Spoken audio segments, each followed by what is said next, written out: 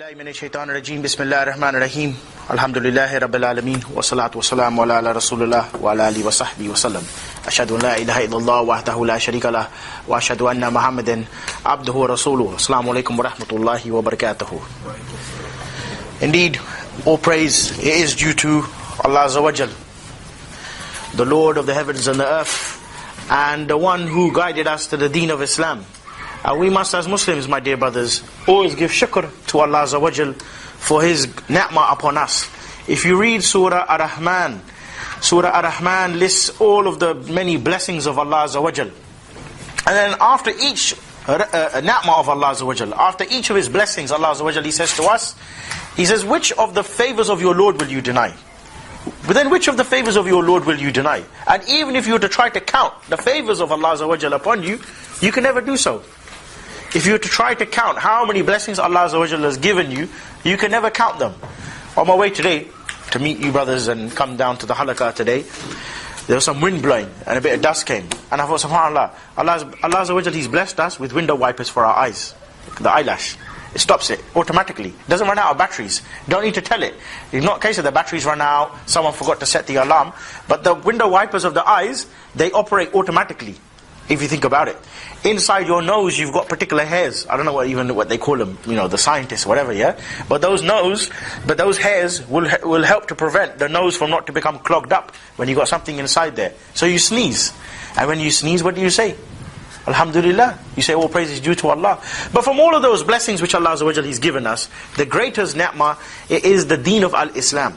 It is the deen which Allah Azza wa Jalla He guided us to. From a time and a place where we were in complete darkness. We came from darkness to light, all of us. And everybody got their own story to tell about what they were on. But it's good sometimes to reflect and think about that all the time. To think what you were doing yesterday. Only yesterday you were in a nightclub. Only yesterday you were with the boys in the middle of the road, chasing some skirt. Or maybe some skirt was chasing you. You were doing some jahiliyyah, you were smoking, you were drinking, you were swearing. You were doing all kinds of different things which are not Islamic at all. And out of all of the people, Allah Azza wa Jalla chose you to be guided. Maybe all of your friends are still upon that. They're still upon that jahiliyyah. And we ask Allah to guide all of our friends and all the people we used to know from the past. But Allah Azza wa Jalla, He chose you. And He chose you to be guided to the deen of Islam. So good from time to time to tame the nafs and to remind your own self about what you were, to appreciate where you're at. And a good example of that is Umar al-Khattab. Umar al-Khattab radiallahu anhu, once he stood up on the mimbar and started talking about his past. And this is when he was Amir al-Mu'mineen. Usually you'd expect the Amir to praise himself, even though that's not something permitted. But usually the one who's in charge, usually like to exercise his authority and show the people, look who I am. I've got this position, I've got like this, I've got a pen in my pocket or something like that, yeah? Umar al-Faruq, he stood up and started talking about himself. He said, do you know me? Who me? Do you know who I am? I am the one who used to bury my daughter alive. And not just bury my daughter alive. She used to hold my finger, my little finger like that with her own hand, and I never used to lift my finger until I used to see all of her fingers let go of it, meaning she's dead now, she's being buried alive, just to prove to everybody that look, I'm a man. And he started going on and on and on. And usually it's fine if you want to give dawah to somebody and explain to him that look, I used to be like this as well, come to deen of Islam, but not to glorify it. Usually we want to hide our sins. So one man accounted Umar al-Faruq on a mimbar. He said, Ya Amir al-Mu'mineen, you're the Amir, how you speak about yourself like this? Why is it that you come out and start to tell everybody about who you are? We know what you are like, but we're more concerned about what you are upon now. We're judging you now by the dahir, by the apparent, in the position you're in now. Why do you want to talk about your past? He said, what are you talking about? I'm here because I want to speak like this because I want to teach my nafs a lesson. Now, don't you ever become proud. Don't you ever become arrogant, because remember where you came from. Remember what you are upon. So that is the blessing of Allah Azza wa Jal. And more than that, we've been given the blessing as well, that not just deen of Islam is not just the wahi of the Quran, but wahi of the sunnah as well. We've been given an example as well, a role model for us, someone who we can imitate, someone who we can follow as an example, who is Rasulullah sallallahu alaihi wasallam.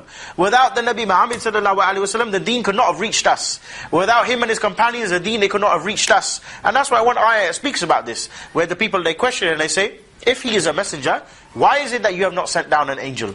And what did Allah Azza wa Jalla say? He said, if we had sent down an angel, then the people will make an excuse on Yawm al-Qiyamah. This man was an angel, how could we have followed him? But we sent down a man from amongst you, from your own lineage as well. So you got no excuse. You see? And more than that, he was somebody illiterate as well. Somebody, you know who's the greatest mathematician? Someone who could not read or write. And if he can carry the deen of Islam, then surely we are the ones who should be following him. He's a good example for us. It's not something impossible. That's the point I'm trying to make. People have this thing in their mind where they say, look, those are the Sahaba, I'm just me in it. I'm just Bob or Abdul or whatever it is. How can I follow the example of the companions? But we always talk about, for example, people, they always have this idea in their mind, for example, they say, I'm a born Muslim, but sure, you're a born Muslim, and I'm somebody, Bob or Jeff, I'm from a Christian background. How can I follow the deen of Islam where you've been born into it? Yeah? Meaning, they have this idea in my mind that you got greater blessing than I have, and therefore, I cannot follow the deen the way you follow because you got more strength, more solid foundation, because from your upbringing you've had Islam. Whereas the Sahaba, they all were reverts, converts. You see, when people talk about this man, he embraced Islam. And the problem is nowadays, I must stress this, is when someone converts nowadays to the deen of Islam, we put him up on such a high pedestal and uphold him so much that even if he talks rubbish, we say, must be the haqq because Yusuf Islam, he said so. Yeah, Yusuf Islam, he's a revert. Alhamdulillah, he come to the deen of Islam. But not allowed for you to go on MTV and start having a guitar inside your hand and start saying, I'm going to do da'wah with some kafir from some pop group. That's not allowed. But point being is that the best of the converts were the Sahaba. And all of them, they had a jahiliyyah of their past. Or majority of them, had a jahiliyyah of their past. But they left that and Allah guided them to the deen of Islam. And if they could follow the deen, then we can follow the deen. My topic with you tonight, my dear brothers, is discussing the Islamic personality. And the Islamic personality is an example for us. It's something for us to adopt upon ourselves. al-Mu'mineen, Aisha, radiyallahu anha, when she was asked, she was asked the question, tell us about who Rasulullah is. She didn't come out with some PhD degree. She didn't come out with the fact that he worked for, the AA or anything like that. There was no matter of his job, his employment, his degree. What did she say? She said, he is a walking, talking Quran. He is a walking, talking Quran. When you see him in the middle of the street, you can see that is the Quran. And the ayah said so as well. In fact, Rasulullah, uswatun hasana for you. Rasulullah, he is an example for you. He is an example for you. So from him, we want to obtain this Islamic personality. In particular, the way he used to deal with his life's affairs. Because deen of Islam is something complete. The deen, we say, as Abdullah ibn Abbas, he said, the deen is what you believe in. At-Tawheed, what you live by the Sharia, meaning the actions, the amal, not just the belief. Not just the belief of Etiquette, something which you have conviction upon within your heart, but something you believe in, live by, and prepare to die for as well, da'wah and jihad. That's Abdullah ibn Abbas. He said, deen is free. What you believe in, at-Tawheed. Live by, Sharia. And prepare to die for, da'wah wal jihad. Meaning everything. Deen is everything. It's not just some spiritual belief. Otherwise, there's no difference between us and the Jews and the Christians. So from the system, from that you can understand there is something called a system of Islam, which will dictate to us right from wrong, from going from left to right. And from that we have many things, which I'm going to explain in just a while. I'm going to use the board. But what we're going to study today is called the adab of walking and riding, as well as the akam of the safar, of traveling as well. And this will be like a series of short topics which we're going to be discussing. We'll also study about the adab of eating, about the adab of the majlis, adab of being in seclusion, or being in a group of brothers. What is the adab of that? The adab of talking as well. See, all of these things are every day-to-day things which we do, but many people, they're not aware of it. Let me just begin by giving you one ayah in the Quran. Allah said in Surah Al-Ibrahim, Surah 14, verse 24 to 25. Allah said, أعوذ بالله من الشيطان الرجيم بسم الله الرحمن الرحيم ألم تر كيف ضرب اللهم الله مثلها كلمة طيبة كشجرة طيبة أصلها ثابت وفرعها في أسماء. The ayah said, Allah said, do you not see how Allah sets forth a parable? He sets forth a parable, a goodly word, meaning that the shahada is a kalimat tayyibah, has been described as a kalimat tayyibah, as a good word. He sets it forth. He brings it into this life like a tree whose root is firmly fixed within the ground and its branches, fi sama', it reaches high towards the sky. And it gives fruits. This is verse 24. Now verse 25, it said it gives its fruit at all times by the leave of its Lord. And Allah sets forth parables for mankind in order that they may remember. Now what does the verse mean? Abdullah ibn Abbas, in the tafsir of this ayah, he said, Islam is like a tree. Islam is like a tree, and it has firm roots whose branches reach the heavens, and it will bring forth fruits at all times. It has a complete system, a complete mechanism, a complete way of life, and it contains all of the commands to do and not to do. Let me just jump up here on the board, and I will be able to explain exactly what we mean. How is Islam like a tree? Because in another incident, there was one Bedouin. He came to Rasulullah sallallahu alaihi wasallam, and he said, "Tell me what is the deen. Explain to me what is the deen." I remember the Bedouin people are very simple people. They're not very complicated people like how nowadays you ask some sheikh a question and you expect some type of like PhD degree as a big long reply. It wasn't the case. So he explained the deen as being like a tree in the ground. And this is the ground, nice ground. It's green as well because the pen is green as well. And it has many. These are the asul. These are the foundations of this particular tree. And this tree, this is part of the tree as well. These are all parts of the tree. It has many different branches. They're going all the way up to heaven. Right? So this is the tree. Now, what's the foundations? We can say basically our tree is based upon two matters. It looks like a very bad tree, but it's a tree anyway, yeah? Our tree is based upon fiqh, which are the branches, and its foundations, we call it the asul. You could call this asul ad-deen, the foundations of the deen. Those foundations, they are built upon Quran, Sunnah,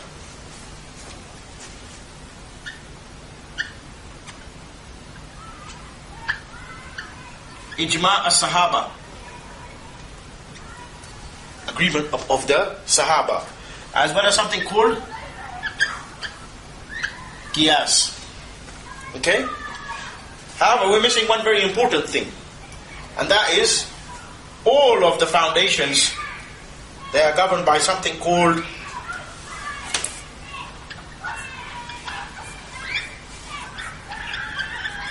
Al-Aqidah. Al-Aqidah al-Islamiyah. What is the Aqidah? I don't want to explain the Aqidah in terms of linguistic meaning, Sharia definition, and going to so many different meanings of Aqidah. The Aqidah, we can say, is what the person, he has conviction in his heart about, with the least amount of doubt. Okay? Now, these are the foundations, and this is the ground. Yeah? Now, where are the roots of it? On the ground or underneath the ground? Underneath the ground. Okay? Now, when we say you plant some seeds, for example, in a tree, yeah, it's going to give life to particular things. The way the tree is growing, we call that something called, I know my handwriting and everything is very bad, yeah?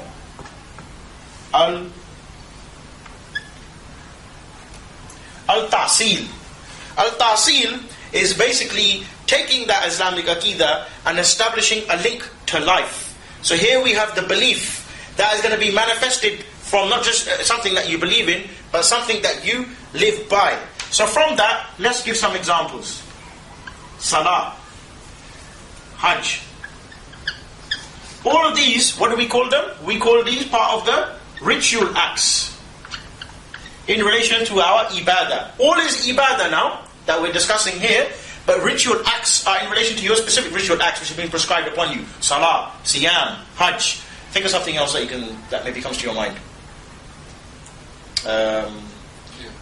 Jihad. There you go. Jihad. Very good. Okay, good. Alright. Then you have something called the judicial system in Islam. How to govern our affairs. How to judge a matter. Yeah, if two people, they have a dispute, what do? Tell them to go to the man-made law? If that's the man-made law, then forget this entire tree. Doesn't make any sense. Because the tree itself, it shows you how this is the whole of Islam. This is how Rasulullah explained to the Bedouin. When he said, tell me, what is Islam? What is the deen? He said, you want to know about what is Islam? Islam is like a tree. Its foundations, its roots are firmly grounded in the earth, and there's branches, and there's a ta'sil, meaning there's a life which emanates from this, and it gives a purpose to everything. So what we're doing is, we're establishing a link to our life's affairs from that particular belief. This is why we say Islam is a way of life. Yeah? Judicial. Alright? Then we have something called a personal system. What's a personal system? For example now, is Islam, my dear brother, I'll pick on you, yeah? Is Islam just a wish-washy religion that does not even tell you what to do with the hair underneath your armpits? No, it doesn't. What does Islam teach you? You don't need to give me no evidence. What is Islam? What is the hukum with regards to the hair underneath the armpits? What are you supposed to do with it? Pluck it, remove it. Yeah? It's not supposed to be there. We don't grow jungle. Yeah? It's a personal system. Alright, okay, what about eating? What's eating got to do with religion? Does Islam teach you how to eat? Islam does teach you how to eat. What do you eat? With left hand or right hand? Right hand. So I thought it's just personal matter. I thought it's just a belief matter. No, it has a ta'sil, it has a link to everything. These are all massive systems in itself. You could be sitting in a university and studying all of these systems until you become, a mujtahid, yeah, all your life, and even then you won't even grasp all of the knowledge. But this is the entire deen which we're showing on the board now. Okay? Then we have something called a foreign policy. Islam, just to be kept inside the house, or needs to come out into society. Rasulullah sallallahu alaihi wasallam, did he used to send his ambassadors to other countries? Did he not used to write letters to the Roman and the Persian Empire? Why is that? Islam has a foreign policy. There's a purpose of the deen. The ayah said, we sent a messenger with the deen of haqq to make it dominant over every other way of life, as a foreign policy. So, from the foreign policy we can understand da'wah. Jihad, offensive, not defensive. Defensive meaning when they come to attack me, I'll defend myself. Offensive meaning I'll take the fight to the enemy. You embrace Islam, or you pay the jizya, or we will come to conquer you. Either which way we're coming to rule over you, dominate over you. And I'll prove that later on. I will show you, we will draw a world map, and we will see how within 70 years, Islam came all the way to the border of France. Conquered the whole of Africa, in fact. Within 70 years, people talk about, maybe it took 1400 years, we can't establish the Sharia in the UK, within 70 years, they done that. Okay, then we have something called a ruling system. Yeah? How to rule our life's affairs. We have something called how to judge in the marketplaces. All of these sort of things, yeah? Then we have something called a social system. Social system. Can a Muslim man get married to a Muslim man? What do you think? Can't. Why is that? Homosexuality is prohibited. Yeah? Okay, when I want to get married, can I get married any way, which way I want? Can I start beating some drums? Can we have free mixing? Can we do all of that? Can men and women even mix? No. We've got a social system. You see, all of this can show you, basically we're ready to take over this country. We got a system here ready. We got a whole map right here ready. We've got an entire system ready to take over any particular country in any part of the world. Our deen is complete. It's not man-made. Then we have something called economic. I spelled that wrong. Economic system. How to buy, how to sell. How to buy, how to sell. There's one Sahabi, he said, Rasulullah sallallahu alaihi wasallam, he taught us everything about this deen. He taught us about all of the fish within the sea and all of the bird within the sky. He said there's not a bird that flies in the sky which Rasulullah never taught us about which one you're allowed to catch, about which one you're allowed to eat. Everything, the deen is complete. Teaches you about which type of animals you're allowed to eat, the ones on the ground and the ones on the earth. All of that we will study in all of our adab sessions. We will study about eating, about walking, about talking, about riding. Now, in between this, we have something called Al-Ahkam Al-Sharia.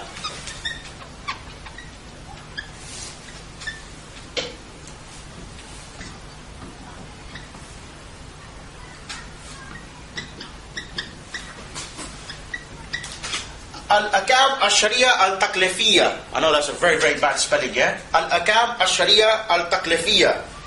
Yeah? This is known as the Taklifi rules. All of this is my system of Islam. Right? And all of them will tell me details on particular actions. Those particular actions that I'm going to do, they're going to fall into something known as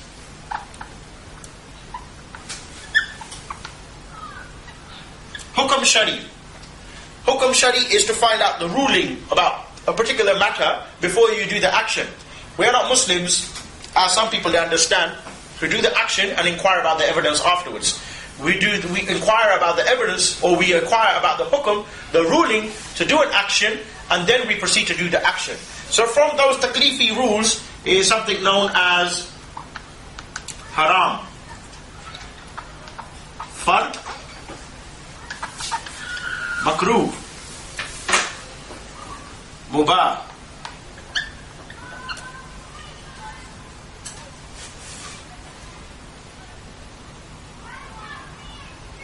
that's all of them, isn't it?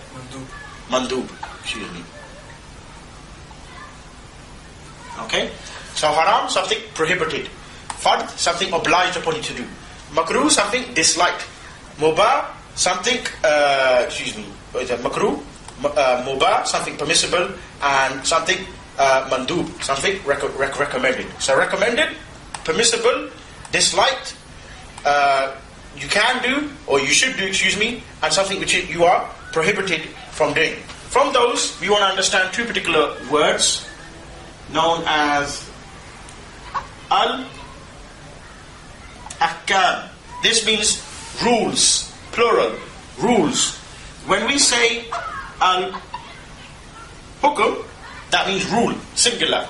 So plural is al-ahkam, singular is al-hukum. Right. So if we understand this is hukum shari, what is a good definition? How can we summarize hukum shari?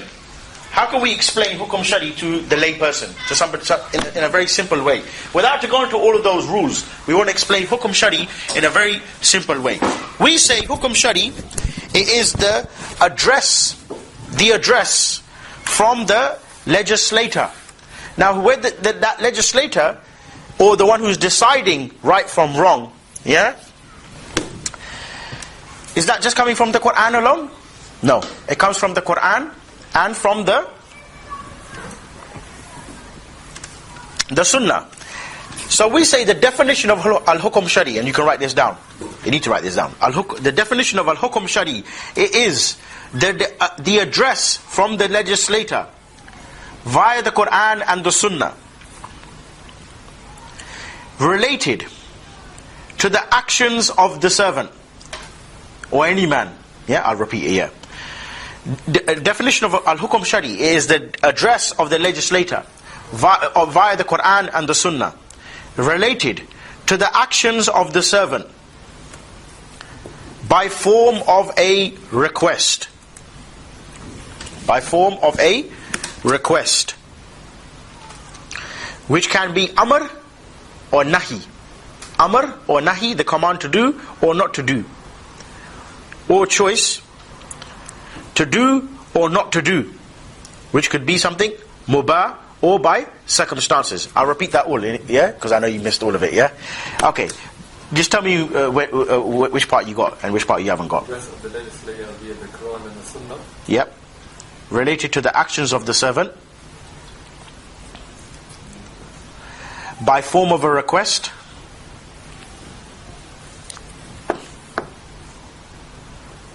I will draw this on the board, in fact, for you as well. Yeah, this whole what I'm saying to you right now. Yeah, by form of a request, which could be amr or nahi, command to do or not to do, or by choice. The choice basically means it's up to you. So something could be a decisive request or indecisive request. You don't need to write that down, but I'm going to explain that on the board. To do or not to do, which is mubah or by circumstances. Right. So let me wipe this off the board. Okay. And then explain exactly what I mean, because that is very complicated English, Queen's English, and I don't like Queen's English. For the Queen, she is kafira.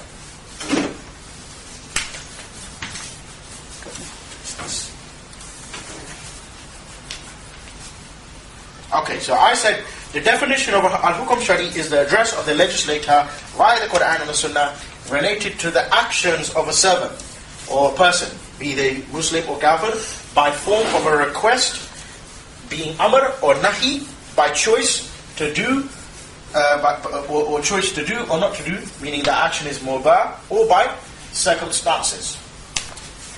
Okay, so let's explain this.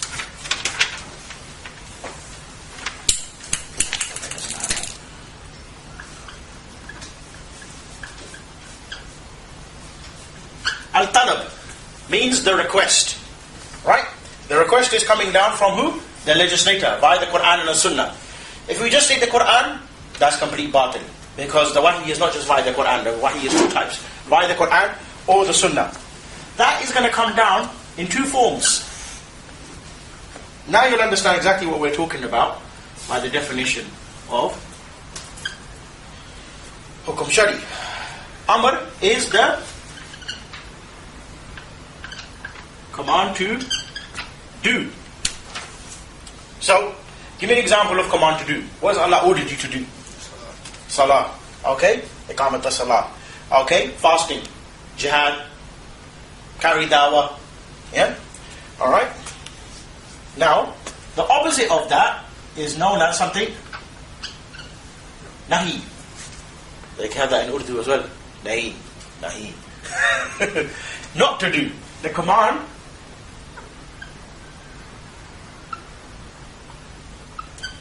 not to,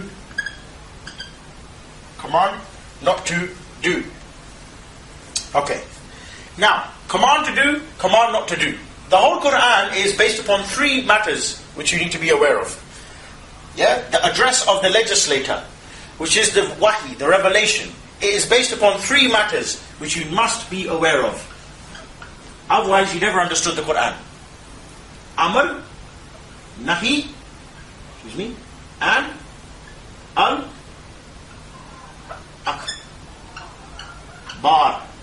information, info, not to do, do. To do, not to do, and information. Alright, the whole of the Quran we can divide it into three now. Allah said in the Quran, fasting has been prescribed unto you. That is command to do. Allah said, stay away from alcohol and zina. Command not to do. Allah also informs you now a story of the boy and the king. Allah informs you about Yusuf alayhi salam. Is that command not to do or not to do? Which one is it? Or is it something else? It's information. Al-Akbar, information. But from that information you will derive many lessons. Now, when we look at those commands to do and not to do,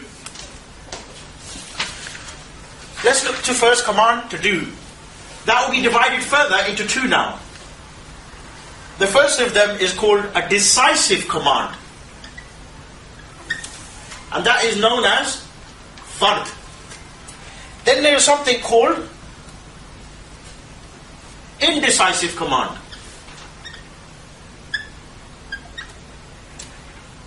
And that is known as something mandub. Remind me now, what is mandub? Recommended. Okay, so you got something decisive and indecisive. To do.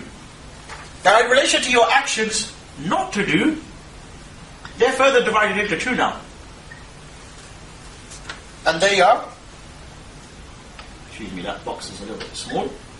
Haram and makruh. This one is decisive and this one is indecisive. Okay, it's my Chinese writing. Indecisive. Yeah? You got it though, yeah? So, Amr, Nahi. Command to do, not to do is coming from Al-Talab. It's coming from the one who's set down the legislation for us. Yeah? They are divided into Amr, command to do and not to do. The command to do can be something decisive, which is fard, indecisive, which is mandub, and the command not to do is something haram or something makruh. Both of those, again, they are respectively something decisive and indecisively. Now, the question is going to come now, what's the fifth one that we're missing? Remember we said there's 5 taklifi rules. It's something mubah, something permissible. So if I ask you now, brother, give me the evidence now for why orange juice is allowed. Give me the ayah. There is none. Yeah? Give me the evidence to say now, onions are haram. Give me the evidence. You can't. There's no evidence for that. So something where there is not an amr or a nahi to do, then we understand that that matter is something mubah. Yeah? Except that which is come as a decisive or indecisive command to do or not to do. Right? So now, how do I figure out now? This is the nukta al-ibat, the crux of the matter now. When it comes to the deciding, do I decide for myself first of all what is fard? No. Who decides what is fard? By al-talab, or by the one who the command is coming down from. The mechanism to figure out what is something decisive fard to do and something mandub, something indecisive, meaning something recommended to do, is by something known as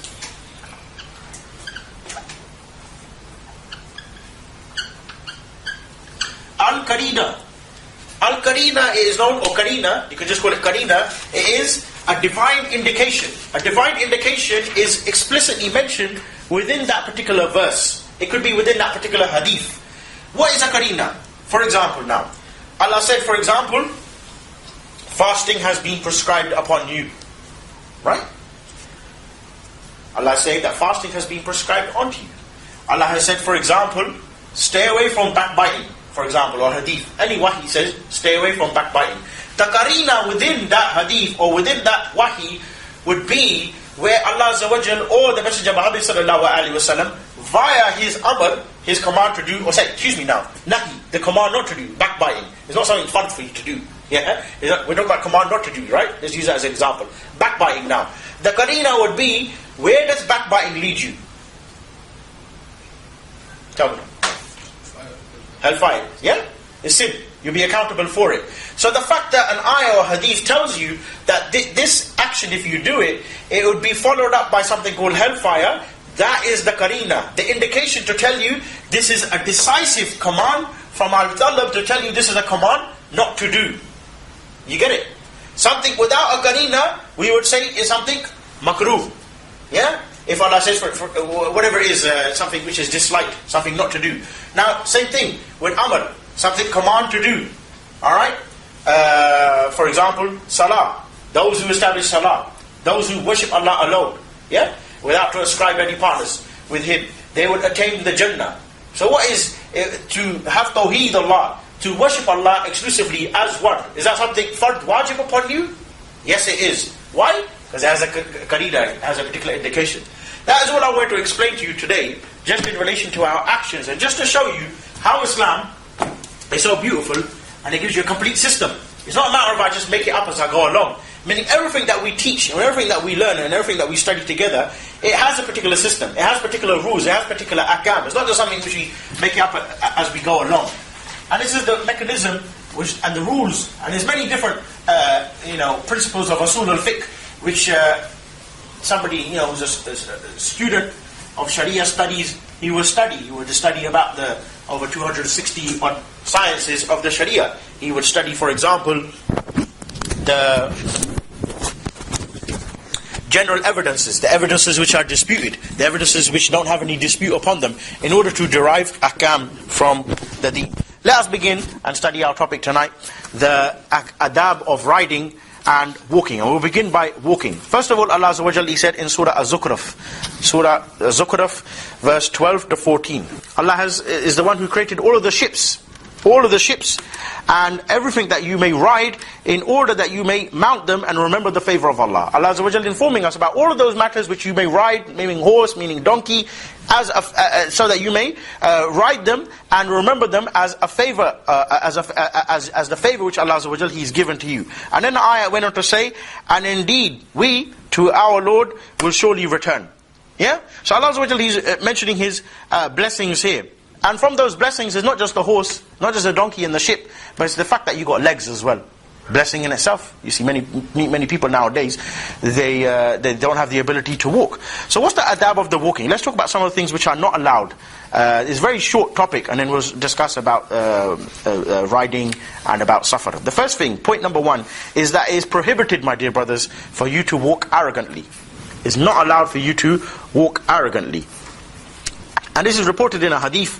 In fact, Rasulullah sallallahu alaihi wasallam, he said, whoever walks with dignity and to be majestic with his own breath, meaning to walk with pride and takabbur and have arrogancy, he will be punished by Allah Azza wa Jal, as reported in Sahih Bukhari. In another narration, being reported in Sahih Bukhari and Sahih Muslim and Musnad of Imam Ahmad. If you get any one of those 3 references, one hadith with 3 references. In Sahih Bukhari, it's hadith number 5789. And Sahih Muslim is hadith number 2088. And Musnad of Imam Ahmad, hadith number 7574. In this hadith, Abu Hurairah, he reported from Rasulullah sallallahu alaihi wasallam, a man, he was walking with a new dress, like he had a new thobe, new kameez on, and he had so much pride, and he was showing off that eventually he will fall down from his pride the way the chair, it falls down on his back. You see how is something prohibited, not allowed for you to walk with arrogancy. Also been reported on the authority of Abu Sa'id al-Khidri, Rasulullah sallallahu alaihi wasallam, he said in Sahih Muslim, hadith number 2620, and Ahmed 8677. Rasulullah said, dignity, it is the belt of Allah Azza wa Jal, and to be majestic or to be like high, it is the walk of Allah, and nobody should walk with this type of mentality. Nobody should walk with this type of arrogancy. So what do you mean by that? When somebody walks like this, chest is out, he's very proud, look at you, look at you, like that. Not allowed to walk like that. However, there is permit for you to walk like that in which area? In al-jihad. If you are in the battlefield, it's allowed for you to walk like that. And this was being reported that a man, he was in the battlefield, and his name was Abu Dujanna. Abu Dujanna. He used to wear a red bandana on his head, and he started to walk with arrogancy. So he had his swords within his hand, he started walking like that. Like, whoever's ready, yeah, come on, I'll take you on, you know what I mean? I'll shank you up, yeah? I'm ready to take you on. Rasulullah said, Allah hates this type of walking, this type of arrogancy, except in this particular place. In the battlefield, Allah loves this type of walking. Meaning to be proud. Yeah, come on then, I'll take you all on. Otherwise, to walk with arrogancy, that's not allowed. But does that mean now that we walk with complete miskeen, complete, like, you know, like as if we're like some coconut Muslim? No. It means you walk with your head up high, walk with pride that you're a Muslim, but not with arrogancy. The arrogancy will come where you start to swagger a bit too much. The swaggering and that sort of thing is not allowed. What's the best way to walk? Ibn Qayyim al-Jawziyah, this is point number 2 now. So first point we mentioned is that it's prohibited to walk arrogantly. Point number 2, what is the best way to walk? Ibn Qayyim al-Jawziyah, he said that Rasulullah used to not walk from side to side, but he used to walk straight. He never just used to walk like that. None of this business. He used to walk straight. Abu Hurairah, he reported from Rasulullah as saying, he said, in fact, I never saw anyone like him, like Rasulullah. When he walked, he never used to run. But no one was faster than him. It was like the world was moving towards him. So at one pace, not too fast, not too slow, yeah? He said he would walk forward and fast. It was the best and the most silent and very tranquil. So basically, like this. Alright, stop there. You see? Just like that. Like that. That's it. Simple as that. There's nothing complicated about it. You want to know about the akam of walking? That's how to walk. Yeah? Not with your head up high. I'm going to show you all the different types of walking which are not allowed. Yeah? A man said when the Rasulullah, when he used to walk, the sun used to move on his own face, and I could see the shade of the sun on his own face. Yeah, it was like the earth was coming towards him, and we would get tired, but he would never get tired. So walking to the destination at a good pace, not too fast, not too slow, but make sure you get there. Right? Now let me go through the 10 different types of walking. This is mentioned by Ibn Qayyim al-Jawziyah, and this talks about walking which is allowed and which is not allowed. And this is in a book called Zad al-Ma'at, Volume 1. Right? I'll get up and have to show you as a demonstration all of these different types of walking, so you understand exactly what we're talking about. Alright, the first one is called At-Taqallu. At-Taqallu basically means it's not allowed for you to drag your own feet. Yeah? It's not allowed for you to drag your own feet. So to drag your own feet is basically like this. That type of walking is not allowed. That's complete rubbish. Not allowed to drag your own feet. The second one he mentioned was that it's not allowed to walk like a crazy camel. What's a crazy camel? crazy camel, not allowed to walk like that. Meaning going all over the place in the middle of the road, yeah, you're going to knock into people. This man's completely crazy. Number 3, you got that one, number 2, yeah? Not allowed to walk like a crazy camel. Number 3 is not allowed to walk like a mummy. What does a mummy walk like? You know what the mummy looks like? That the one who's completely bandaged up. That type of walking is not allowed. Alright? This is all mentioned in Zad al-Ma'ad, yeah, volume 1. Okay? Number 4 is that you walk in a hurry. Not running, but in a hurry, meaning like you see people when they walk to Jummah. Most people, if you see them how they walk to Jummah, so long as they're not running, that is the correct way to walk. They're walking there in a rush. Because not allowed to run towards the Jummah, in fact. Even if you are late, you'll just increase the pace, but you don't start running. Yeah. So it's a sunnah. He mentioned Ibn Qayyim al-Jawziyah. It's a sunnah to hurry to do the good deeds. That's point number 4. Number 5, he said, to run with close steps, it is recommended. To run with close steps is recommended, and he said to do it in Hajj, in Safar and Marwa, that is something wajib. So when you got close steps here, when you're running fast, you got long strides in between them, isn't it? Yeah. But when you got close steps and you're walking fast, what's it like? That's close steps. Close steps together, meaning not too much gap in between the legs. Yeah. So you're walking with close steps, but you're walking fast. He said that is recommended to do in Hajj, in Safar and Marwa, and he said that is something to do it in Hajj is something recommended. In Safar and Marwa is something wajib. Number 6, he said these are all the 10. But by the way, just to give you I'm going to mention this at the end anyway. But he said these were the 10 stars which the Prophet he taught us about. Yeah. But number 6 here, running quickly is allowed so long as it doesn't harm you. So you can run quickly to get to somewhere, but so long as it doesn't harm you. No matter about as soon as I've taken the first sort of jog there, I'll start to sprain my ankle. Then that is not something good. Okay, running quickly is allowed so long as it doesn't harm you. Number 7, it's haram to walk like a homosexual. I'm not even going to show you how that one works, yeah? But you can figure it out yourself, yeah? Number 8, this one. To walk backwards, that's not allowed more than 3 steps. You can walk backwards 3 steps, that's fine. What does that mean? That doesn't mean when someone is in front of you or someone wants to come in the room, you don't walk backwards and say, Baki, it's haram for me to walk backwards. No, you can walk backwards out of respect for someone to come in, give them way, but not permanently. Let's go to the mosque. That's not allowed.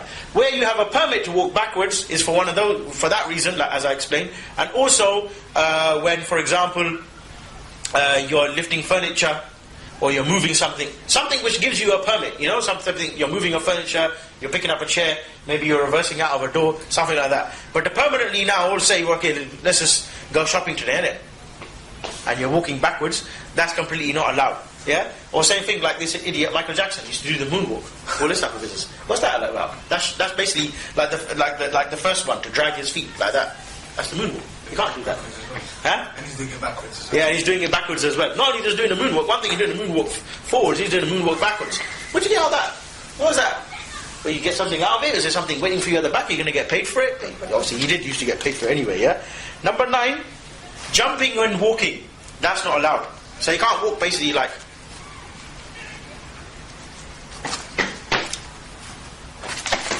Jumping and walking is not allowed. Yeah? Okay, number 10 is walking as if you are about to fight. Or the other one. Someone used to call it the South Orlean walk. My brother used to call it like this. That type of walking is not allowed. Yeah? Not allowed to walk. Walking as if you're looking for a fight. Yeah? That type of walking is not allowed. Okay? That's enough for me standing up. Time to sit down again. Okay? So those are the 10 styles being mentioned in Zad al-Ma'ad, volume 1 by Ibn Qayyim al-Jawziyah. Alright? You got all 10 of them? Happy? Can you mention the book, please? Zad al-Ma'ad. Zad al-Ma'ad, volume 1. Okay. Number 3. Point number 3 now, about the adab of walking, is that it is forbidden to walk with one shoe. Not allowed for you to walk with one shoe. And this is reported in 2 hadith. In fact, this first hadith is reported in 2 books, Sahih Muslim, hadith number 2098, as well as Musnad of Imam Ahmed, hadith number 9199. First one, Sahih Muslim, 2098. And the Musnad of Imam Ahmed, hadith number 9199. Been reported on the authority of Abu Hurairah radiyallahu anhu, that Rasulullah sallallahu alaihi wasallam, he said, if you have a sandal or a shoe and the strap breaks, do not wear it until the other one is fixed. So you learn something new every day, innit? Didn't think there was a hadith like that, innit? There's a hadith like that. Also reported by Abu Hurairah in Sahih Bukhari and Sahih Muslim and Musnad of Imam Ahmed and Tirmidhi. I've got 2 references here for the last 2. Musnad of Imam Ahmed, hadith number 7302. Bukhari and Muslim, I don't have the reference, but you don't really need that because Bukhari and Muslim, everything's 7302. 7302. And At-Tirmidhi, hadith number 1774. 774. 1774. Terrorist. Rasulullah said, no one of you should walk wearing one shoe. Both should be bare or covered. Okay? Also, reported on the authority of Abu Hurairah in the Sahih of Al-Albani. In the Sahih of Al-Albani, hadith number 348. 348. This is a beautiful hadith. This is Sahih hadith. Rasulullah said, the shaitan, he walks with one shoe, therefore do not walk with one shoe. The shaitan, he walks with one shoe, therefore do not walk with one shoe. If we combine all of those evidences that we just mentioned about the one shoe, we say, as the ulama, they say, that is something forbidden for you to do. It's haram for you to walk with one shoe. Point number 4, and this is the last point in fact. There's only 4 points about the adab of walking. Not bad, but at least you understood it. It's recommended to walk barefoot from time to time. It's been reported in Abu Dawood, number 4100, and Musnad of Imam Ahmed, hadith number 23,449, 23449, 23449. One Sahabi, he visited an individual known as Fudallah ibn Ubayd, Fudallah ibn Ubayd in Egypt. And when he visited him, he said, I didn't just come to visit you just for the sake of it. I want you to teach me something, which Rasulullah said. Yeah? And if you still remember what Rasulullah he taught you, then maybe you can remind me and yourself as well. Meaning remind both of us. Yeah? And Ubayd said, he goes, okay, tell me what that is. And then just before he was about to answer him, he said, why is your hair a mess? He said, Rasulullah sallallahu alaihi wasallam, he said,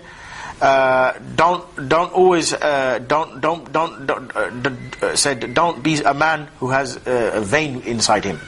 Meaning he's always like, I have to be perfect. Yeah? Don't always be someone who's vain. Then he asked him, why are you barefoot? He said, Rasulullah ordered us to be barefoot from time to time. That's that hadith. Yeah? Also, been reported that Abdullah ibn Umar, when he visited Sa'd ibn Ubadah, he said he wasn't wearing shoes, and the people around him were not wearing shoes. And also been reported from Ibn Hajar al-Asqalani that Rasulullah said, verily in bare feet, a man will break and realize how weak he is, and then you will see how close you are to Allah Azza wa Jal, and will appreciate more. Why? Because it hurts. So from time to time, walk barefoot, because it will break you and it will remind you about how poor you are and who you rely upon and who you're going to return to. So that's something which is recommended for you to walk barefoot from time to time. Yeah. That was a hadith reported from Ibn Hajar al-Asqalani. Yeah? I don't have the book for that. Okay, that's the adab of walking. Let's go through the adab of riding now. That's the fun one, isn't it? Everyone knows how to walk, innit? It's not that complicated. Adab of riding. Point number 1. When you're riding a horse or a donkey, whatever you're riding, it's recommended for the one who owns it or older to sit at the front. So if you're riding a horse, say there's 3 of you on a horse here, or I don't know what kind of horse that is, yeah, but if there's 3 of you on a horse, the one who's older or the one who owns it, they should sit at the front. When we say older, what do we mean? Older can be even by 1 day. So whoever is older, let them sit at the front. That's recommended, right? Being reported in one hadith, I don't have the reference for this hadith, but it's Rasulullah said, the person to whom it belongs to has more right to sit at the front. And this was in context of hadith known as Burada. In the context of hadith Burada, Rasulullah sallallahu alaihi wasallam, he was walking, and one man, he came to him with a donkey, and the man said, why don't you sit at the front? Because you're Rasulullah, because you're the Prophet. The Prophet said, no, you sit at the front. You have more right to it than me, because you're the owner, unless you give me permission to do so. Yeah? So, it's recommended for the person who owns it, that he sits at the front, unless he gives you permission to do so. Incidentally, just on a side note, when the kuffar, when they ride an animal inside the Islamic State, they have the worst animal. We don't give them a good animal. They don't have the horse, they don't have the donkey. They can have the mule. Some lazy donkey which is basically about to collapse. They have the worst animal. Because Muslim, he always has the karama and he has the izzah, he's always at the forefront. So you can do that when you go to the post office as well. Get to the back, Muslim's at the front. I'm Muslim, you're kafir. I'm better than you. You see? Muslim, he has more izzah. Point number 2. It's permissible to have more than one person on an animal, so long as it doesn't overload the animal. You can have more than one person on an animal, so long as the animal, like the donkey, George Bush, he doesn't become overloaded. Yeah? Otherwise, we say it is not allowed. If the animal becomes overloaded, it is not allowed. But to have more than one person on a horse, it is allowed. Where's the evidence for that? The evidence can be found in Sahih Bukhari and Sahih Muslim. In Sahih Bukhari, the hadith number is 2586. And Sahih Muslim is hadith number 1280. The hadith of Rasulullah sallallahu alaihi wasallam, he said that it basically explained to us. He said the Prophet, he sat on a horse with Sa'd ibn Mu'adh and Usama bin Zayd, good companions to have with you, on a horse. And one of them, Sa'd ibn Mu'adh, he had Hassan, and Usama bin Zayd, he had Hussein. Yeah? So you can ride with 2-3 people on the horse. However, you can't put 10 people like Abu Zadeen on a horse. The horse is going to collapse. So when you have too many people on the horse and the horse is going to become overloaded, that is something not allowed. Okay? Point number 3. This one, maybe you're thinking, I never heard of this one. It's not allowed for you to deliver a talk when riding on a horse. Not allowed for you to give a bayan. Not allowed for you to give any khutbah on a horse. Where is the evidence for that? The evidence can be found in Abu Dawood, hadith number 2567.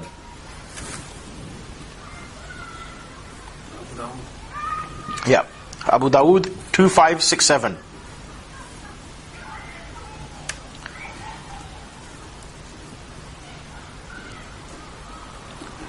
As well as Musnad Imam Ahmed, hadith number 1744. Rasulullah sallallahu alaihi wasallam, he said, do not take the back of the animals as a mimbar for your talks. Allah made it to reach countries that you cannot reach, and He made the land to make all of the deeds. Very simple, nothing too complicated about that. The horse, the donkey, has got a purpose for you to reach that particular land. Yeah? And He made the land for all of your deeds. Someone will make qiyas, and he will make analogy, and he will say, therefore, when we're in the car, we can't give a talk. Nope, that's not the case. The car, as long as it's on one level, then that's fine for you to give a talk. But the context of this hadith is not just talking about the purpose of the horse or the animal just to be riding. Meaning, it cannot be that the person is on the horse and the other person is on the ground listening to him. Rather, better for the person to be on the same level and giving the talk. Unless, of course, is the Jummah khutbah, then the person he has a permit to sit up or stand up on the mimbar. Yeah? Now, the other reason we say that this is different for the car is because the car can be more than just used to travel. For example, there's different types of cars nowadays. There's caravans, and the caravan you can live in as well. Yeah, and sometimes you might even be hiding in your car from the police as well if you're on the run. Yeah, if you're in a particular type of fitna. And also, because hardship is never caused in the car, whereas on a donkey and a horse you may get more tired. Hardship is never caused to the car. Hardship is never caused to the car. Whereas the animal, it causes them hardship when you're riding on it. So you can't abuse the horse. So even a horse, it has rights. You can't be on a horse and say, I'm going to give a 10-hour khutbah. Let's go through the A to Z, adab of walking and riding. How about you get off me, innit? You give me a headache on there. Yeah. Therefore we say it's not allowed to take the back of the animal as a mimbar. Yeah. And also we understand from this hadith that Allah made the animals so that we can reach a country or destination. And an animal can't reach that destination except with hardship. So no public talks on the animal. Allah Azza wa Jal, He made the land for us as the place for the deeds. Wherever they order the deeds which are allowed, permissible to do, fard, recommended, whatever they are. For example, to urinate, to eat, to talk, and to sleep. So you're not going to urinate on a horse. That's one thing, that's out of the question. Yeah. Neither are you going to talk, and neither are you going to sleep. So those three things we don't do it on a horse or a camel. Giving bayan, sleeping, and eating. Get off the donkey, get off the horse, let him have a rest, and you go and eat and you go and sleep. Don't do it on there. It's not a place of living. Okay, the land is a place for living. The purpose of the horse, we also say, is to carry you from place to place, not to amuse you.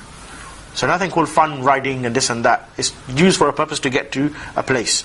And those who are on a guard on the horse, they should not get down.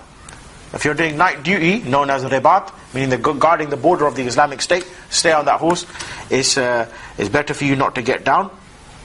And more than that, Rasulullah, he never used to accept people to trade over a horse or a camel. Not allowed for you to trade on a horse or a camel either. Yeah? Believe it or not, that was the adab of riding. That's finished now. Let's go to the adab of traveling now. Yeah? First of all, you need to understand, there is nothing called holiday in Islam. You can't say, I'm musafir. What kind of musafir are you? I've just gone travel all the way around the world to go on a holiday. Rasulullah said in the hadith, he said the musafir of this ummah is a mujahid. The tourism of this ummah is jihad. Yeah? No sahabi, he went on a holiday in fact. If you can show us where the sahaba they went on holiday, then we will take that upon ourselves. Whereas the sahaba, in fact, their holiday was one of jihad. Let me just show you something on the board now. That was clean, which is very good. This is Mecca. This is Africa. And you can figure out what that is. That's where we are, England. And you got Europe there. You got Turkey over here, and you got France over here.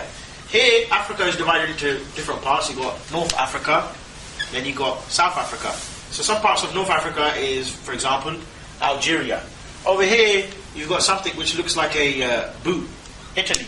Yeah. And over here, you got something called Spain. Now, Rasulullah sallallahu alaihi wasallam, he passed away in the year 632 Hijrah. You know, there's one Sahabi we always mention, Abu Ayyub al-Ansari. He's buried in between Turkey and in between France. Right? And he was buried there in the year 700 and... Excuse me, I don't have the year for when he was buried. But by the year, Morocco is over here. Morocco was conquered by the year 711 Hijri. How many years is that between the two? Between 632 and 711. Roughly, that is 80 years. The Tabi'een, in between that time, they had conquered North Africa, Morocco, as well as Algeria, as well as Sudan, as well as Ethiopia, as well as Tariq bin Ziyad, who had conquered Spain as well, in fact. Meaning within 80 years, 2/3 of the earth, apart from America, was already conquered. Abu Ayyub al-Ansari, he's barely 30 miles in between France and Turkey. Their plan was to go from Mecca, go all the way through Africa, go all the way through China, go all the way through Europe, go all the way around, come back and conquer all of it. That was the vision of the Sahaba. It's Deen. When people talk about holiday, what are you talking about? No holiday. Don't let this business I'm on Darul holiday, come from the bin, all over Pakistan, come to England, I'm just going to open up some textile shop. That's not the vision of the Sahaba. That was the holiday of the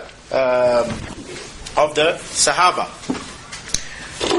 Okay, let's go to the adab of the traveling.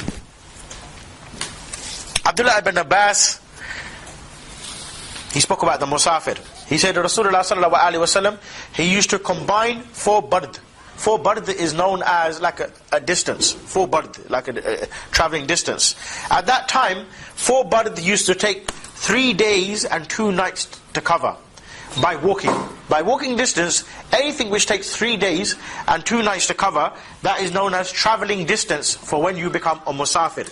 In kilometers, that is measured as 79 kilometers. If you travel 79 kilometers, then you become somebody musafir. 79 kilometers. That is the distance from Mecca to Taif, as well as Mecca to Jeddah. In mileage, we say that is about between 35 to 38 miles. That makes you somebody musafir. When you become a musafir, certain things become activated. For example, you can shorten and combine your prayers. What do you mean by shortening and combining your prayers? Meaning, Fajr you would pray as normal. Yeah? As normal prayer. Dhuhr and Asr, you would combine 2 rak'ah of Dhuhr, 2 rak'ah of Asr, and Maghrib and Isha, you would combine. Ibn Munzir, he's from the Salaf. He said, the Ahl Ilm from the Salaf and the Khalaf agree that whoever wants to travel, they must make niyyah for the safar. So one of the conditions for you to be musafir is that you must make niyyah. Once you make the niyyah and you've gone above that distance now, yeah, then automatically you become the musafir and you have the permit then to break your fast, for example.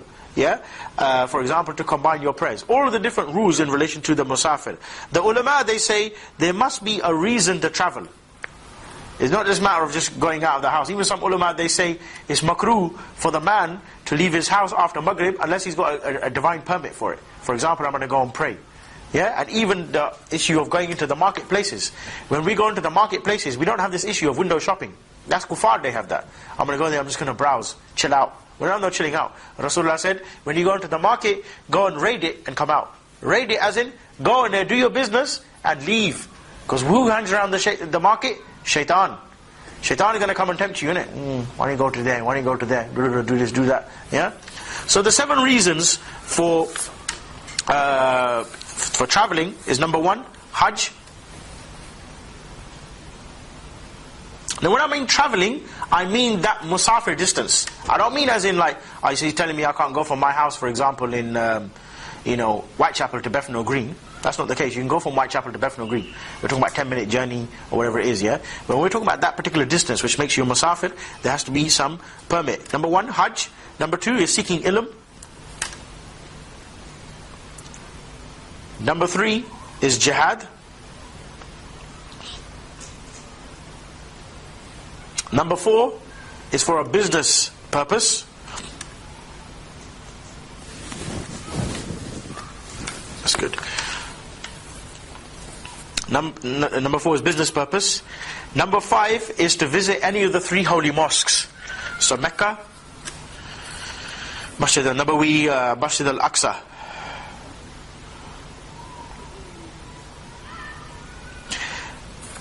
It's recommended, in fact, to visit those 3 mosques. Just before I explain that, you also need to appreciate it's not allowed for you to go out of your way and become musafir just to visit one particular mosque other than those 3. So if you're going to say, I'm just going to go and visit the Birmingham Mosque just to visit it, there's nothing like that being mentioned in a hadith. Yeah. However, this one has been mentioned in a particular hadith. In one hadith, Rasulullah said, just talking about one of those mosques, he said, Sharf al-Anbiya Bayt al-Maqdis. He said, the honor of all prophets is Bayt al-Maqdis. In another hadith, it's been reported on the authority of Ibn Hibban, the Abu Sa'id al-Khidri. He said, Rasulullah sallallahu alaihi wasallam, he said, and you can write this hadith down, it's a very beautiful hadith. He said, the prayer in Masjid al-Aqsa, it is worth 1,000. This is a beautiful hadith. Huh? Yeah, the prayer in Masjid al-Aqsa is worth 1,000.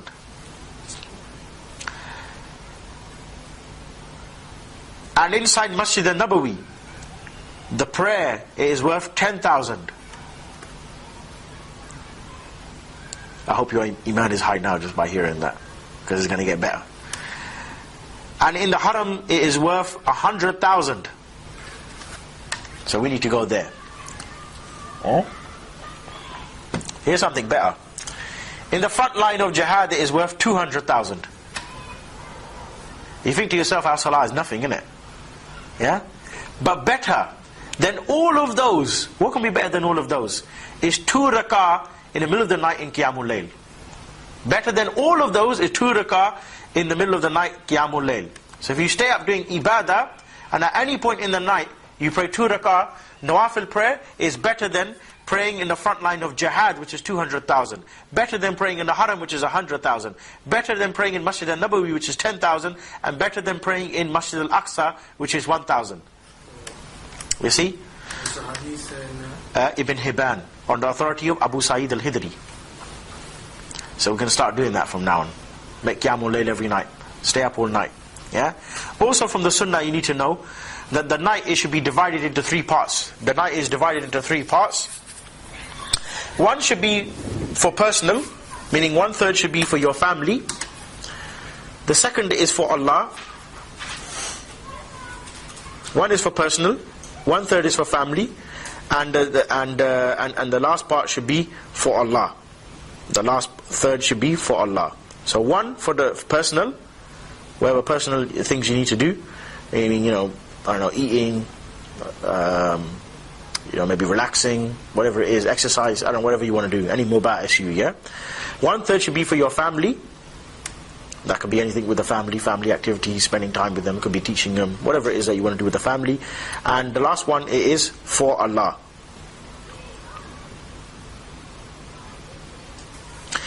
And in that last third of the night, you can pray something called tahajjud. Tahajjud prayer. Tahajjud is always when you go to sleep and then wake up.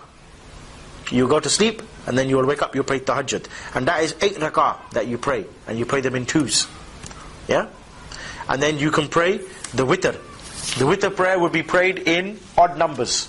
So you can pray 2 rak'ah, and then 1 rak'ah, and then 1 rak'ah or 2 rak'ah. Yeah? You have to go to sleep. Yeah. Even if it's for 5 minutes, then you can wake up. You go to sleep and then you wake up. Tahajjud prayer. Then that's just Qiyamul Layl. All of it is Qiyamul Layl. Qiyamul Layl meaning it's all extra voluntary prayers. But to get specifically to say, I prayed Tahajjud prayer, yeah, to yourself, then you go to sleep and then you wake up.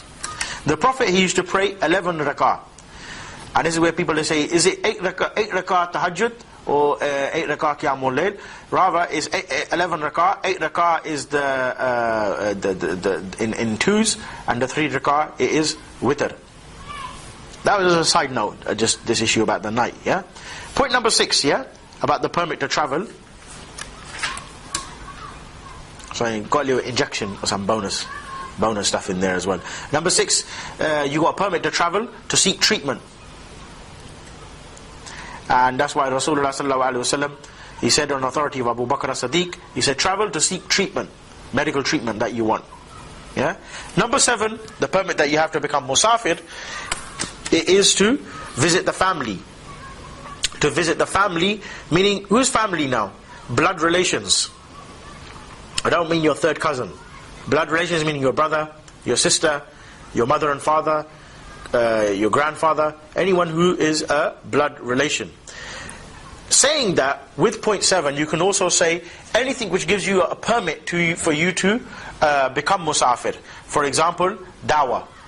You're going for dawah. It could be, for example, now, your son needs glasses. So you need to go, that's again medical treatment anyway, yeah? But you're traveling to go and get something for them, yeah? But not to say, That's the bathroom, just in case you're wondering, yeah? But to say now, I'm going to travel now, I want to become musafir, what for? Because I like Turkish kebab. So let me become musafir, leave London, go all the way to Turkey just to try one kebab. You're not musafir. This is completely, you're just going to have a meal, yeah? But I don't know why you'd want to travel anyway that far to go and have a kebab when you can have one over here. I want a kebab now anyway, I'm hungry now, yeah? Okay, what's the sunnah of traveling then? So now you know about the permit that you have to become musafir. That doesn't mean now, like I said, I have to reiterate, yeah? That does not mean now I can't leave my house and go anyway, make it haram for us. Everything will become haram for you Wahhabis, isn't it? That's not the case at all, yeah? You can travel any way you want, yeah? However, to become musafir, you need to have those 7 particular permits. The sunnah of traveling. There's 6 sunnah of traveling. Number 1 is to make istikhara when you're going to become musafir. Yeah? So, for example, even in marriage I would make istikhara. If I'm going to go and consider a sister for marriage, then I would make istikhara. If I'm going to travel, for example, to Bradford to go and make dawah, I can make istikhara. What's the istikhara? Istikhara is to pray 2 rak'ah and ask Allah. You make dua, oh Allah, incline my heart towards that which is good for my deen, or that which is good for me, yeah, for my deen. Yeah? The istikhara is not how some Brailwis understand. What you do is you're going to go to sleep and there's going to have some vision, some dream is going to come to you. That's not the case. Yeah? Rather it will be your gut feeling. You ask Allah and you assess the matter, and your gut feeling would incline your heart towards that particular matter. Yeah, that sister is good, I'll marry her. That sister, she's not so good, I won't marry her. That city is good for going for dawah. That city is bad for going towards dawah. Yeah? Istikhara. Secondly, it is known as istishara. Istishara. Istishara is not to consult Allah. It is similar like istikhara, but it's to consult the people. Meaning your companions, your jama'ah, the brothers that you're with, you consult them. Being reported on the authority of Jabir ibn Abdullah, he said the Prophet ﷺ, he taught us to consult the people before traveling. Jabir ibn Abdullah, he said the Prophet he taught us to consult the people before traveling. And also, being reported that Imam Nawawi said, the Prophet said, that the Prophet used to consult the people he trusted. So to make sure that amongst ourselves, yeah. So for example, if you're the Amir of the journey, you can make istikhara. After you make the istikhara, you can come back and you can ask the brother, so what do you think then? Should we go down? Should we go there? Should we not go there? Yeah. Number 3 is to leave the family money. Leave the money some provision, because you don't know what's going to happen to you. What guarantee you got that you're going to go on the motorway and you're not going to die? Yeah. You could die any time. So leave the family with some money or some provision. Number 4, this is a very important point, really should be the first one, but to travel purely for the sake of Allah with sincerity. So remember, all of those things that you're doing, more or less all of them, were for deen reasons. Hajj, going to one of the masjids, da'wah. But to go purely for the sake of Allah. Purify your intention, I'm doing this act for the sake of Allah, for the pleasure of Allah. Number 5, to ask Allah to forgive your sins. Could be you're with some mad driver, he likes going 100 miles an hour. Shouldn't be doing that anyway, yeah? But you ask Allah to forgive your sins, because you don't know you're going to die at any point. Included with number 5 is not just to ask Allah to forgive your sins, but if you've transgressed any brother or sister, to return the hukuk of those people. So if you backbite anybody, go and ask them for forgiveness. If you slandered anybody, ask them for forgiveness. What's the method of that? Because say you do that and you get angry. If he gets angry, then as long as you've done your part, the better action for that person to do is for him to forgive you. And then you can remind him that, the one who has rahmah upon one of the servants of Allah, then Allah will have rahmah upon him. And that's the better action. If you're angry with someone, better to forgive them for the sake of Allah. So Allah forgives your sins. But when we talk about returning the hukuk of the people, it's more than just that. It means, for example, any outstanding debt, any money that you owe, any book that you borrowed, like 10 years ago. Where's my book? What book? And you find out next brother's got it. I went in one brother's house once, he had a video. Where'd you get that video from? I know that one. That's the only one that's out there as well. I got it from XYZ brother. It's my video. Because it's been passed around like 50 brothers. MashaAllah. It's very good, isn't it? The amana is supposed to be trust, It's being passed around everywhere. So return the hukuk of the people. Any money that you owe, any debts that you got outstanding, do them. Number 6 is to know about the ahkam of traveling itself. So to know about point 1 to 5 itself. For example, don't travel, for example, 200 miles per hour on the motorway. You get some brothers, they want to drive, and they insist, I must go in the fast lane. The hadith of Rasulullah said, don't harm yourself and don't harm others. So by that analogy, you understand, okay, look, don't drive 200 miles an hour, because 200 miles an hour is very dangerous. You could end up crashing into a tree. Don't harm others, don't harm yourself. That's point 1 to 6. Okay? The sunnah of traveling. What's the adab of traveling? There's adab of traveling as well. We're almost finished now. Number 1 is to give salam to the family. Salute the family. Give salam to the family. Rasulullah sallallahu alaihi wasallam, whenever he used to leave any of his wives, he used to say to his wife, I leave you in the hands of Allah who has all the amana. I leave you in the hands of Allah who has all the amana. More than that, Abu Hurairah said the Prophet used to say, I leave you in the hands of Allah to his family. So that's something good, isn't it? You know, Muslim is supposed to be someone who reminds other people about the deen of Islam. You can't be, don't just leave the house and say, yeah, see you later. What do you mean see you later? I might not just see you later. I will see you later inshallah. If Allah permits me to return to you. Yeah? And say, Assalamu alaikum wa rahmatullahi wa barakatuh. Nowadays we don't have that. You come home, you say Assalamu alaikum wa rahmatullah, the whole family starts to panic. Maybe there's some guest that's come around the house. Because you don't say salam. You think, let me just quickly cover myself. Who's here? Nobody's here, I just said salam. Oh, that's all right then. I thought it was somebody else that's coming in, you know. I'll cover myself. So you need to say the salam. Yeah? Number 2, to leave a wasiyah. To leave a will. Yeah? Also to tell the family what they need to do in case something happens. So leave some wasiyah before you leave. Like a will, for example, as a Muslim you should be writing your will anyway every 3 days. That's from the sunnah. You should be writing your will. In your will you'll include any outstanding debts, so the people when they bury you, they know what to do. Anything that you want in your wasiyah, for example, about how, you know, if your family doesn't know how to bury you Islamically, you want to include that within there as well. Yeah? And so you want to tell your family in your wasiyah, for example, what to do in case anything happens. For example, this is how the bills are paid. Yeah? This time of the month the gas bill goes out. Make sure you got the money set up for that. This is where, for example, I've been hiding that £50,000. You never knew about it, but I've got £50,000. I've been hiding that inside this fridge, for example, refrigerator, with a bag of onions. Really? So that's why you're saying you got no money. What's that 50,000 for? Right? Don't tell her, she might kill you. Yeah? Number 3, when you leave home, make dua. And there's various duas that you can make. If you get the book, for example, Fortress of a Muslim, you'll have dua in there, dua of the traveller. Yeah? Number 4, the adab of travelling, don't travel alone. Being reported in a sahih hadith marfu, in an authentic narration, Rasulullah said, one person travelling will have the shaitan with him. One person travelling will have the shaitan with him. 2 people travelling, they will have 2 shayateen with them, unless one of those people, he is a man of taqwa. If there's 2 people travelling, then they will have 2 shaitan with them, unless one of them is a person of taqwa. But if you're someone who likes to go nightclub, and your mate over there, he likes to do shisha, there's only one place you're going to end up in, shisha bar. Yeah? If you're a man who likes alcohol and he likes his women, where do you think you're going to end up?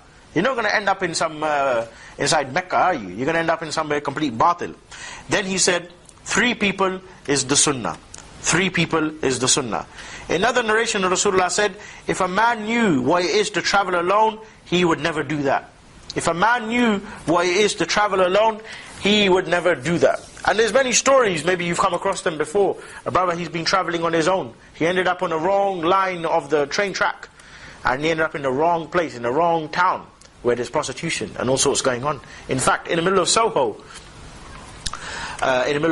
where they got all the prostitution, there's even a mosque there. Inside this country, there's a mosque. And one sheikh, he was invited there. He said, come there, you know, we can have a meeting. They wanted to have some discussion about something. But when he went there, he couldn't believe it.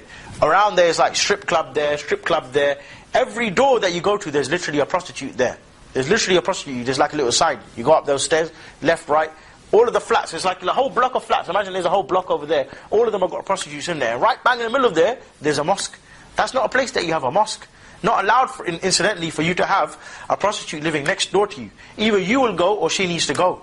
If you can't move, then you will forcefully move her out. You get her out of that place. It is a crack den, not allowed to have a crack den next to your house. You can't have majlis like this, you can't have environment like this where there's munkar completely surrounding you. You need to address that particular munkar. Okay, where were we? Okay, if a man knew what it is to travel alone, he would never do that. Number 5, to choose a good amir. If there's 3 of you traveling, point in amir. Yeah, being reported on authority of Abu Sa'id al-Hidri that Rasulullah said it's unlawful for free to travel without an amir. Without an amir.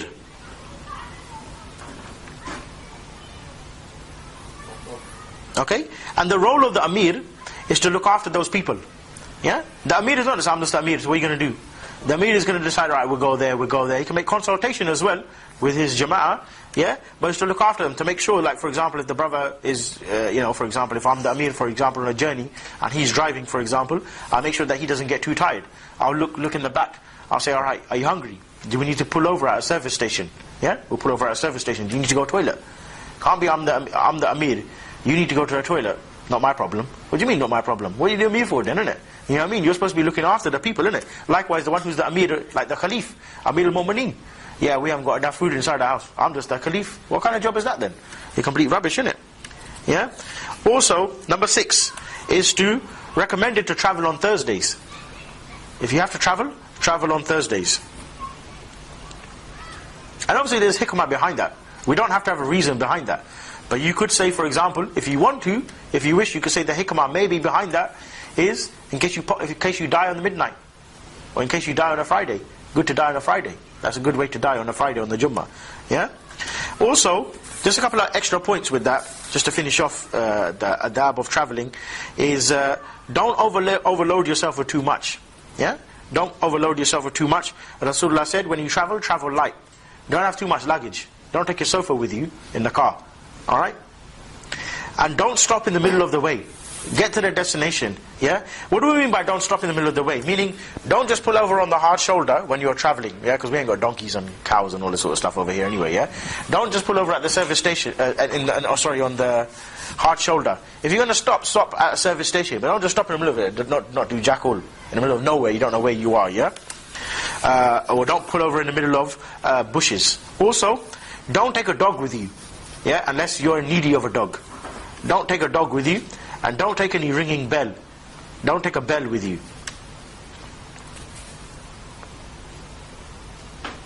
Okay, last part of our subject, and we will finish the adab of traveling, which discusses the rights of the road. It's just very brief, finishes in literally 2 minutes. The rights of the road, yeah, which is the last part of our subject of traveling and walking. And that is, number 1, when you travel, lower your gaze. Lower your gaze. But nowadays you see all kinds of muharramat outside there. All types of haram that you will witness. And these posters that you see nowadays, these H&M ones, they're absolutely disgusting. So they need to be removed. So lower your gaze. Number 2, refrain yourself from harming other people. Yeah? So a good example of that is when you're traveling and you're in the middle of the car and you got one person on your left and one person on your right. Don't be like with your legs apart, like, like some type of catapult, innit? And you're going to harm the other people. The other guy's just sitting there like that. Maybe he's big, innit? And you're the skinny one. You say, nah, my legs need to be out like that. Don't harm other people, innit? Don't be like one of those other people, for example, who's always doing this with your leg. Yeah? You're going to annoy the guy next to you, innit? Don't, for example, I'm going to go to sleep on your shoulder. If he doesn't mind, innit? But if you're some heavyweight, 55, 1,000 kilo guy, and he's like some, 2 stone guy, you're going to crush him, innit? You don't harm other people, innit? Yeah? Number 3, the rights of the road is to return the salam.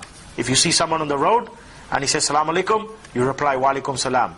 And in fact the sunnah is to initiate the salam. The better person is the one who initiates the salam. Nowadays you don't get that nowadays. Nobody says salam. You're just walking along. He's Muslim, I'm Muslim.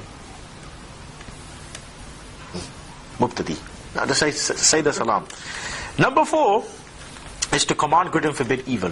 If you see munkar in the middle of the road, and it's something that you can forbid without bringing harm upon yourself or upon other people, then you will forbid the munkar that you witness. Yeah? So if I'm walking past and I see a poster with a naked woman on there, and I see, alright, there's no cameras, I can just about get away with that, no problem, I'll rip it off. I'll take it off. If it's the middle of the night and I've got a spray can, I'll spray over it. That is the sunnah of the road. Been reported in Sahih Bukhari, last hadith and we'll finish it. Sahih Bukhari, volume 8, hadith number 248.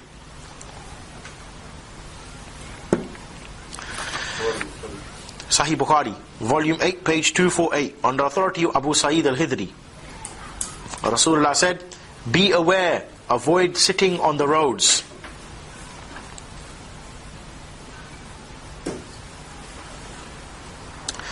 Then the people, they said, Ya Rasulullah, we can't help to sit on the roads, as these are the places where we have talks. These are the places where we teach people about Islam. The Prophet said, if you refuse but to sit, then pay the road is right. They said, what is the right of the road? He said, lower your gaze, refrain from harming others, return the salam, and command good and forbid evil. So all of that summarizes our last point with regards to the rights of the road. That was the adab of walking, riding, and traveling. Next week we will study the adab al-majlis, which is right here. I got the topic. I thought maybe this was going to be very short, but some of the introduction took up a little bit of time, inshallah. Okay, if there's anything good I said, all from Allah, any mistakes, they are all but my own. If there's anybody that I offended, then Allah forgive me, inshallah. Okay, wa sallallahu sayyidina Muhammad wa ala alihi wa sahbihi wa sallam. Jazakallah khairan for attending.